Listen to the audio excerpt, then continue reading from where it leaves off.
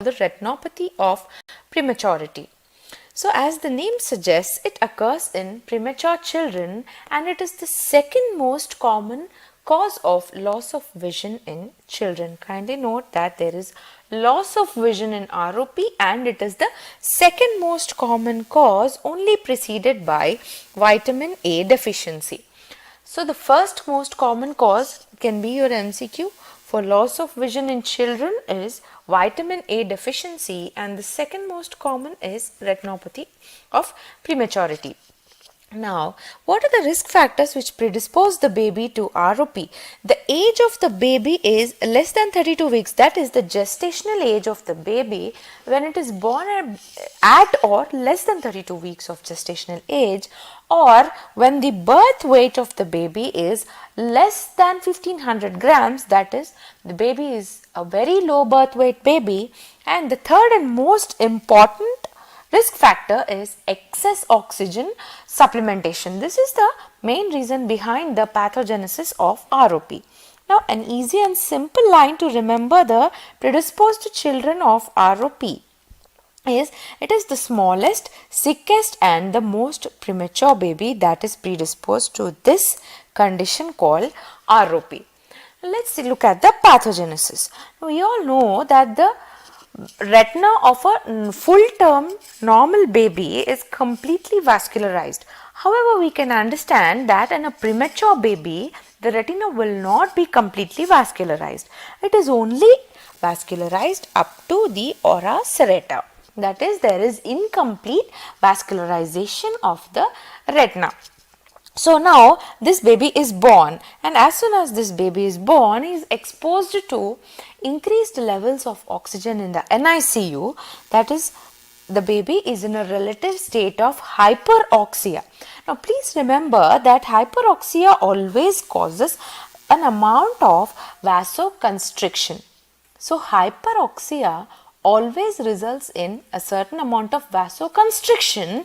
This in turn leads to vaso obliteration, and peripheral retina does not develop blood vessels. Because of this vaso obliteration, the peripheral retina does not develop blood vessels. This in turn leads to hypoxia. Please note, this hyperoxia is ultimately leading to hypoxia, and we have seen that hypoxia always results in the release of vascular endothelial growth factors causing neovascularization. Now, where does this neovascularization occur? It occurs at the junction of the vascular and avascular retina. These new blood vessels, they contract because some amount of fibrous tissue is present in them and they cause a pull on the retina. They pull the retina away from the retinal pigment epithelium, causing a tractional retinal detachment, finally resulting in loss of vision. Now, is this clear? The hyperoxia causes vasoconstriction and obliteration, which hinders the development of new vessels in peripheral retina, causing hypoxia, which results in neovascularization and ultimately causes tractional detachment and blindness. Okay. Now, let's look at this picture. Now, there is increased oxygen supply in the NICU, which causes hypoxia due to vaso obliteration. So, this results in increased supply of VEGF, and when there is VEGF, there are new vessels, and then there is your tractional RD. Okay. Now, let's look at some important stats that you will be asked in the exam, and you have to remember as well.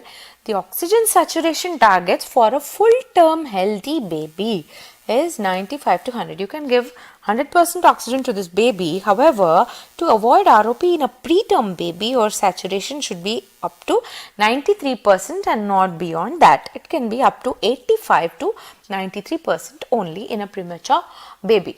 Now, coming to the screening recommendations, there are two different schools for this. The American Academy of Pediatrics says that a premature baby should be screened at the age of 4 to 6 weeks for ROP. However, in India, we believe that the baby should be screened at 3 to 4 weeks after birth for ROP. So, for AAP, it's 4 to 6 weeks, and in India, it is 3 to 4 weeks. Please remember this as well. Now, ROP is put into certain stages. It is classified into stages depending on the level of the disease. So, the stage 1 is a demarcation line that you're seeing here. Can you see?